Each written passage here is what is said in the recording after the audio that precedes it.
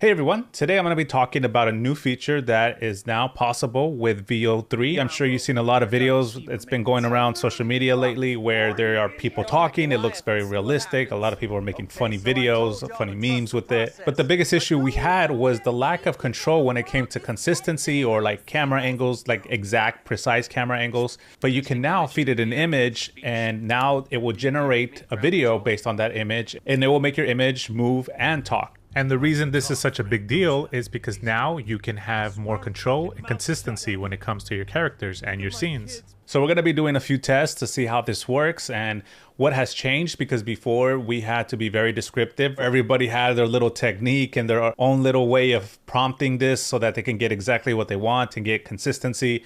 But now that won't be an issue anymore when you have other ways to get consistent images and essentially create your actors. The great thing about this is you can generate images and try to get consistent characters. Like in this case, I'm using Sora here. Here I have a bunch of images I generated of this character. I generated this using a pretty generic prompt of an action hero. And from there, I can use this image and something like Sora, ChatGPT, Midjourney, training in LoRA and using this in Comfy UI. I mean, there's a lot of options out there. And you're throwing away a lot less credits because now you pretty much know what you're gonna get. So the way you do this, you're gonna go into Google Labs and then Flow, create with Flow. You're gonna select a new project, and then once you have a new project, you're gonna come here to where it says frames to video. So you might wanna change to VO3 fast because you use less credits that way. You can use VO3 quality if you want, but I would recommend starting with fast, see what you get, and then go from there. So I'm gonna come here and I'm gonna upload the image. So just for the sake of this video, I had ChatGPT write up some dialogue for me. So I'm just gonna feed it this. So I'm gonna upload the image. I'm gonna put this image of this guy here. Maybe I can close this so that it can be a white. Now that I have the image there, normally in the past, we would have to like describe what the man looks like, what the background looks like, and a bunch of stuff.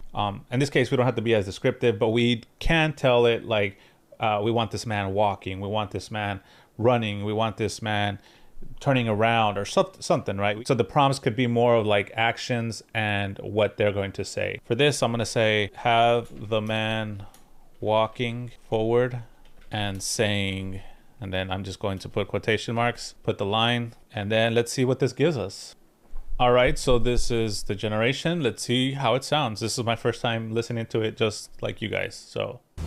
People think this city's just noise and lights, but underneath the surface, it's rot, rusted steel, blood in the gutters.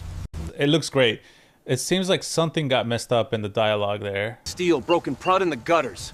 Oh, broken promises. It's supposed to say broken promises, and it says broken bro. Depending on how fast the character is delivering the lines, it can limit what they say from the script. So the video generations are typically 8 seconds, so whatever it can say within those 8 seconds, that's what they're going to say. I think that little hiccup, it's because he's trying to say a certain amount of words within a small time frame. Maybe if I just like remove this part and just say promises, broken promises, let's see if that improves it. It's rot, rusted steel, broken promises. So now he says promises the right way. He doesn't fumble his words. Just be aware of that if it's too long, and it might fumble some words because it's trying to get through a certain amount of words before it gets cut off by the end of the video. That's what was happening, I believe. So this time I'm going to do a close-up and I'm going to upload this image of this man. And this is the issue that I think it's going to get a lot of complaints. I try to upload this image and I'm getting this thing right here. That's going to be very annoying for people because I think what it's trying to do is trying to block people from uploading images of celebrities or famous characters. And this character, I generated it. It's not like a famous actor. It's not supposed to be a famous actor or look like a famous actor. You can say he looks like, you know, Max Payne or somebody, but it's not this person. It's not supposed to be that person. This is where things are going to get tricky, unfortunately. Okay, that's weird. Now, I did it a few times and it finally let me put the person in there. So they're going to have to figure out a way to better filter this because I think a lot of people are going to be upset if they cannot upload an image of something like a character, an actor or something that they want to generate. It's going to be very disruptive and annoying to have to deal with this. Some of us have already experienced this. If you've ever used Runway, sometimes the way it censors you, sometimes the things that trigger it to not want to generate something is hard to understand. Why? What doesn't give you a reason, specific reason. It just says like, you can't use this image. And this is why a lot of people like open source, because with open source, you don't get these kind of messages. You just generate whatever and there is no censoring. Some other advice I want to give you, something that I personally like to do, is change the output per prompts, because by default it's at 2, I believe. And I like to just put 1 because it allows me to kind of see what my prompt is going to do. And if I need to change something, I can change it and not have to spend unnecessary credits. Get a feel of it. If you really feel like your prompt is strong, you're getting good results, and you want to get 2 results, then you can put it to 2 after that and then just let it go from there. All right, let's see what it gives us. Blood in the gutters. I've seen it all. I used to believe in fixing it. Thought maybe a badge, a code would be enough. Oh, that's so cool. That is so sick. Okay, so technically I think you can do scenes and you can edit things together. So let's go ahead and create a scene. Hey everyone, this is E and I'm editing the video right now, and I wanted to mention something about Scene Builder. When it comes to getting consistent voice, Dave Clark here says that the best way so far is just adding it to Scene Builder and prompting extend from there. It appears to remember certain things from the previous video, etc. You can try this and see if it works for you. I was able to get some pretty consistent voices without having to do this, but it could be that this helps. So yeah, you can try this if you like. So I'm gonna come here to where it says add to scene. It's gonna take me here, but I believe I can go back and then add another one into the scene. There you go. And now we have these 2 here, and then I can arrange them. I'll move this one here. All right, so let's go ahead and play this. People think this city's just noise and lights, but underneath the surface, it's rot, rusted steel, broken promises, blood in the gutters. I've seen it all. I used to believe in fixing it. Thought maybe a badge, a code would be enough. Yeah, that is really cool.